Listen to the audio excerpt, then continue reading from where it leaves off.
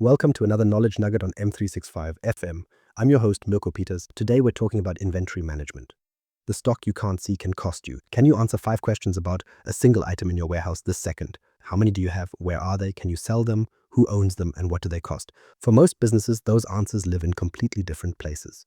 A spreadsheet says one thing, a warehouse count says another, and finance has a third number. Think of Dynamics 365 inventory management like a shared filing cabinet for every box, part, and product your company handles. When stock moves, its record moves too. By the end of this episode, you'll follow one item from supplier delivery to customer shipment O, including the money attached to it.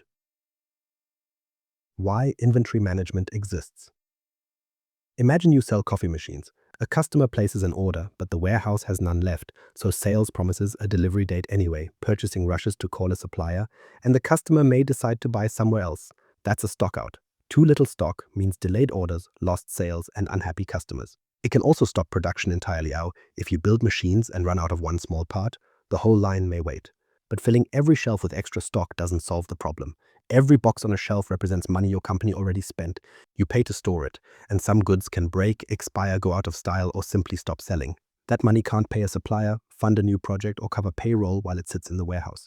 Inventory management helps you find the middle ground. You need enough stock to meet customer demand, but not so much that your warehouse turns into a very expensive storage room. And inventory doesn't only mean finished products ready for customers. A furniture maker tracks wood, screws, fabric, and paint as raw materials. Once workers start building a chair, those partly completed chairs become work in progress, and when the chair is ready for sale, it becomes a finished good. A company might also track spare parts, cleaning supplies, packaging, or replacement parts for service work, or those may not appear in the final product, but the business still needs them to keep running.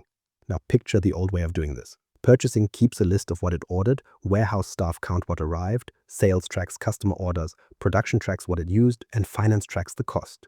Each team works hard, but with separate lists, the numbers drift apart. Someone receives a delivery, but updates the spreadsheet later. Someone moves a pallet to another warehouse, but forgets to tell sales. Someone ships an order, but finance doesn't see the cost until days later. That creates arguments over a simple question: how much stock do we actually have? Dynamics 365 inventory management gives these teams one shared stock record. Purchasing records, incoming goods, warehouse staff record movements, sales records, what leaves, production records, materials used, and finance sees the value behind those movements. Nobody needs to build a new version of the same spreadsheet every Friday. The goal isn't to make warehouses feel more technical, it's to give people a current, shared answer when they need one. Can we fulfill this order? Where should we send the next delivery? Why does the physical count differ from the system? To answer those questions, Dynamics needs more than a product name and a number. It needs a clear record of what changed each time an item moves. The digital record behind every item. Welcome to another episode of Microsoft Knowledge Nuggets here on M365 FM. I'm your host, Mirko Peters. Today we're talking about what happens inside Dynamics 365 when stock moves from one place to another. So, what exactly does Dynamics 365 record when an item changes hands or changes location? Here's the simplest definition. It tracks 5 things: how much you have, where it sits, whether you can use it, who owns it, and what it costs. That sounds straightforward, but each part answers a different business question. Let's break it down. Quantity tells you, how many coffee machines are there? Location answers which building, warehouse, or shelf holds them. Status says, can we sell them or are they waiting for inspection? Ownership explains, do we own these machines yet, or is a supplier storing them here? And cost answers, what value sits in this stock? The starting point for all of this is the product record. Every item needs an identity inside the system. That's usually an item number and a clear description. You also define the unit you counted in our each, box, pallet, kilogram, or meter. This is where small things can turn into big problems. If purchasing buys coffee filters by the box but sales sells them by the pack, Dynamics needs to understand how those units relate. Otherwise, one team thinks it has 10 boxes while another thinks it has 10 individual filters. That's a recipe for confusion. Some products also come in variations. A t-shirt might come in small, medium, and large. It could be black, blue, or white. A single product can have different sizes, colors, styles, or configurations. The system can treat each combination as its own stock record. So you don't just have a t-shirt. You might have 12 black medium t-shirts in one warehouse and 6 white large t-shirts somewhere else. That's the kind of detail that matters when a customer asks for something specific. Dynamics uses inventory dimensions to keep those details straight. That phrase sounds technical, but it simply means the labels that help the system tell one piece of stock from another. They answer 2 practical questions. Where is the item and which exact item is it? Let's break it down into the major components. First, there are storage dimensions. These describe the place where stock sits. Dynamics can track a site, a warehouse, and a location within that warehouse. Think of it like an item address. The site represents a broad business place, like a factory area or distribution center. Inside that site, you might have several warehouses, perhaps one for received goods, one for finished goods, and one for returns. Then you can go deeper. A location points to the precise spot inside the warehouse, like an aisle, rack, shelf, and bin. So instead of telling a warehouse worker, the machine parts are somewhere in warehouse A, the system can say, check aisle 4, rack 2, shelf 3, bin 1. That saves time when someone needs to find stock quickly. Storage dimensions tell you where it sits, but tracking dimensions tell you which stock it is. Batch numbers U, sometimes called lot numbers O, group items that arrived or were produced together. They matter when goods have expiry dates, test results, or a supplier record you might need later. Imagine a food company receives 2 deliveries of the same source. The jars look identical, but one batch expires in June and the other in September. If a quality issue appears, the business needs to find the affected batch without pulling every jar from every shelf. Serial numbers go even further. A serial number identifies one individual item, one laptop, one medical device, or one industrial machine. That helps with repairs, warranty claims, returns, and recalls because you can trace one exact unit. When you open the on-hand view in Dynamics, you don't get one vague company-wide number. You can see stock by site, warehouse, location, batch, serial number, and other details your business needs. You can also see whether quantity is physically present, available for use, reserved for an order, or held back. This is why a product name alone isn't enough. The final building block is the item transaction history. Each time stock arrives, ships, transfers, gets counted, receives a correction, or goes into production, Dynamics records a transaction. That history gives people a way to investigate instead of guess. If the count looks wrong, you can look back at the item record and ask, which movement changed this number? That's the magic of it. Next, let's follow one item through its daily journey because these records become much easier to understand when stock starts moving. From supplier delivery to customer order.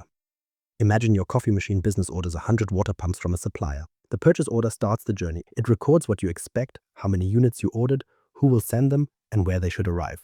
Before the truck reaches your building, the business already has a clear expectation. That matters because an expected delivery isn't stock you can sell. When the shipment arrives, someone checks the delivery against the purchase order. Did the supplier send the right pumps? Did they send 100 or 98? Did they arrive at the right warehouse? Once the goods receipt is recorded, Dynamics knows the pumps physically arrived. The system can increase the physical stock record, but that doesn't always mean the pumps are ready for a customer order. Some goods need inspection first. A food company may check a batch for damage or expiry dates. A manufacturer may test a part before it enters production. A business handling regulated goods may need proof that the shipment meets its rules. In Dynamics, stock can go into a quarantine area or receive a status that prevents people from using it too early. Warehouse staff can see that the pumps arrived. Sales and production can also see they aren't available yet. That avoids a painful mistake or promising a customer stock that still needs approval. After inspection, the pumps move from the receiving area to their normal storage location. This is called put away, although the real work might involve a forklift, a pallet truck, or someone carrying a small box to a shelf. The movement matters. A delivery dock is not where the pumps belong for the next 6 months. The warehouse team needs them in the right place, so someone can find them when an order comes in. Dynamics records the internal move from receiving to the assigned warehouse location. Now imagine demand changes at another site. Your main warehouse holds 80 pumps. A service center in another city needs 20 for repair work. You don't want the service team to simply take them from a shelf and hope somebody updates a list later. A transfer order records the request and the movement between warehouses or sites. While the goods travel, Dynamics can treat them as in transit. They haven't disappeared and they also haven't arrived at the destination. That gives both locations a clearer picture. The sending warehouse knows the stock left. The receiving warehouse knows what it should expect. If the truck arrives short, the difference has a record that someone can investigate. Then a customer places an order. The sales order tells the business what the customer wants and when they need it. If stock exists and the business chooses to commit it to that customer, Dynamics can reserve the quantity. Reservation means those pumps are no longer just general stock. They are set aside for a specific order, so another salesperson doesn't promise the same units to someone else. This matters most when stock is low or when one customer has a delivery deadline you need to meet. The warehouse then picks the pumps from their storage location. For a simple operation, a worker may print a picking list and collect the goods. In a larger operation, warehouse management can direct that work through mobile scanning and warehouse rules. The inventory record stays involved either way. After picking, the order moves through packing and shipment. Once the goods ship, Dynamics records that the pumps left the warehouse. The quantity available to the business changes, and the item history now shows a complete chain from supplier receipt through internal storage and customer delivery. But real warehouse work rarely follows a perfect straight line. A customer might return a pump because it arrived damaged. A worker may discover 2 units broken on a shelf. During a stock count, the physical number may differ from the number in the system. Dynamics can record returns, counting differences, movement corrections, and manual adjustments. These actions shouldn't become a quiet way to erase mistakes. They create a trail that tells people what changed, when it changed, and why. That trail helps teams find patterns. Maybe the same location keeps producing count errors. Maybe a supplier shipment often arrives short. Maybe returned goods need a clearer inspection process before they go back into stock. Quantity tells you what happened to the pumps, but every pump also carries a cost, and that is where warehouse activity connects directly with finance. Subscribe on your favorite podcast platform and share this with someone starting their journey. The money attached to stock. So, those pumps sitting on your warehouse shelves, they're more than just physical objects waiting to ship. They're money the company has already spent. And that money stays in the company's financial records as an asset until the pumps are sold, used, written off, or leave stock in some other way. That simple link changes how you look at a receipt. Here's the thing, when 100 pumps arrive, the warehouse team sees 100 units. But finance also needs to know the value that just got added to inventory. And when those pumps ship out to a customer, the warehouse sees shelf space opening up, while finance needs to record the cost of goods leaving. Dynamics connects those two views automatically. That's where item groups come in. Think of an item group as a way to organize similar products so the system knows how to handle their finances. For example, you might put spare parts in one group, finished coffee machines in another, and raw materials in a third. Behind the scenes, those groups tell Dynamics which general ledger accounts should receive the financial side of every purchase, sale, adjustment, or production activity. Now, you don't need to be an accountant to follow this. The general ledger is simply the company's main financial record, AU, the official account book where finance tracks everything. Assets, costs, sales, the whole picture. Inventory management sends all those stock-related amounts into that record using the rules you've set up in your item groups. That means at month end, the warehouse team and finance team aren't comparing two different systems and arguing about whose number is right. They're both looking at the same item activity in Dynamics, but there's still one big question that needs answering. What does one pump actually cost? That depends on the costing method you choose. A costing method is just the rule Dynamics uses when it assigns a cost to stock leaving inventory. Let me give you an example. FIFO stands for first in, first out. Say you buy 50 pumps in January for $20 each, then another 50 in February for $24 each. When you ship 10 pumps using FIFO, Dynamics treats the oldest pumps as leaving first AU, so those 10 come from your January batch at $20 each. This method often fits goods where you physically want to use older stock before newer stock, like food, medicine, or anything that can become outdated. Weighted average takes a different approach. Instead of keeping January's cost and February's cost separate for every outgoing unit, it blends the cost of all available units into one average. So if you buy similar pumps at different prices, the system calculates an average cost per pump based on total stock value divided by total units. That makes sense when individual units get mixed together and you don't need to track each delivery separately. Moving average also uses an average, but the average changes every time new stock arrives at a new price. Standard cost works differently. The company sets an expected cost for an item, then records any differences between that planned cost and what you actually pay. Each method answers the same question in its own way. What cost should follow this item out of inventory? But costs don't just change when you receive a delivery or ship an order. A manufacturer might issue raw materials into production, then bring finished goods back into stock with a new cost attached. A cycle count correction can change inventory value. Damaged goods written off can reduce it. That's exactly why inventory can't sit apart from finance. If your warehouse records show 500 pumps, but finance thinks you have the value of 450, you've got a problem, even if nobody notices it on the warehouse floor. Every decision about profit, cash, purchasing, and sales depends on both the quantity and the cost being accurate. Once Dynamics keeps those records together, you can look beyond just today's count and start making smarter stock decisions every day. Visibility, reordering, and daily control. Once you can trust your stock records, daily decisions get a whole lot easier. A buyer doesn't have to call around every warehouse and ask someone to physically check for an item. They can see exactly what's on hand across sites, warehouses, and locations, including stock that's in transit or waiting for inspection. And that distinction matters. You might own 500 units total, but only 300 are actually available to promise to customers. Some are in transit, some are waiting for quality checks, and some are already reserved for other orders. Dynamics helps you see the usable quantity, not just the biggest possible number. That clear view also supports better reordering. Every business needs to know when to buy more. But the answer isn't just about today's quantity. You also need to think about how fast the item sells, how long your supplier takes to deliver, and how much buffer stock you want in case demand spikes suddenly. That extra cushion is called safety stock. Think of it as your backup plan for the days things don't go as planned. A supplier delivers late, a customer places a bigger order than usual. A production line uses more material than expected. Without that buffer, one surprise can stop everything. But too much buffer? You're back to storing money on shelves.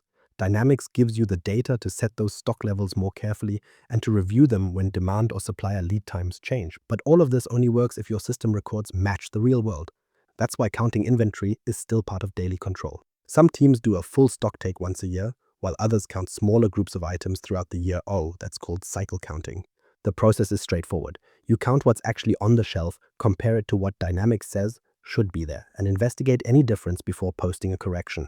That difference could come from damage, theft, a missed scan, a wrong location, or an old mistake from a previous movement. The correction fixes the number, the investigation fixes the process. Dynamics can also help you spot stock that's been sitting too long.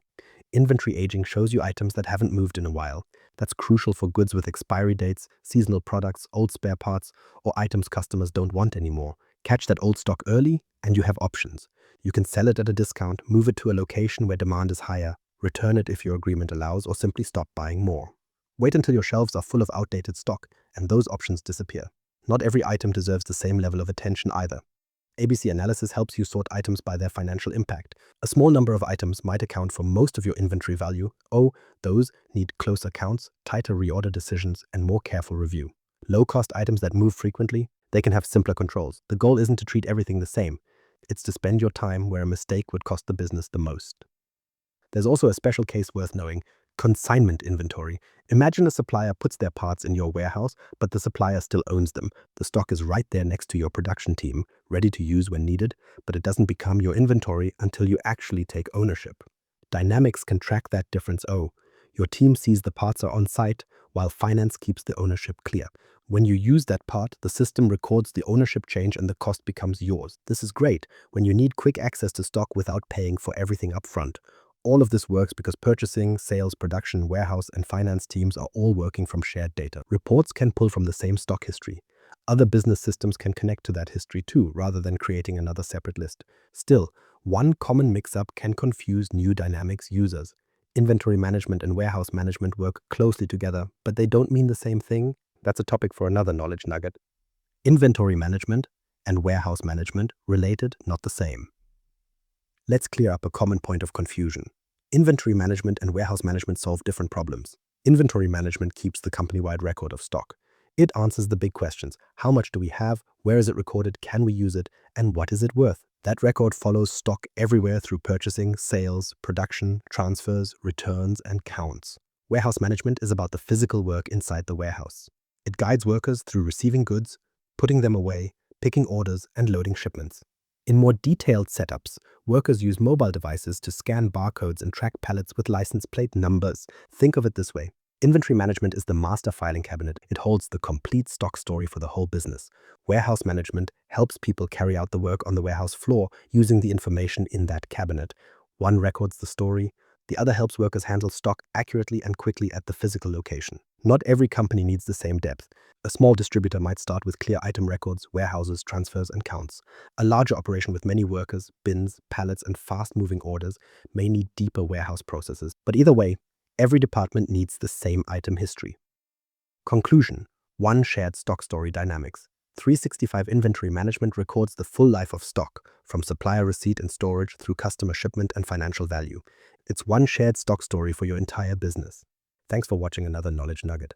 Subscribe for more episodes with me, Mirko Peters, on M365 FM. And watch the next episode to see how Dynamics 365 supply chain management connects purchasing, warehouses, and planning around that same shared stock record.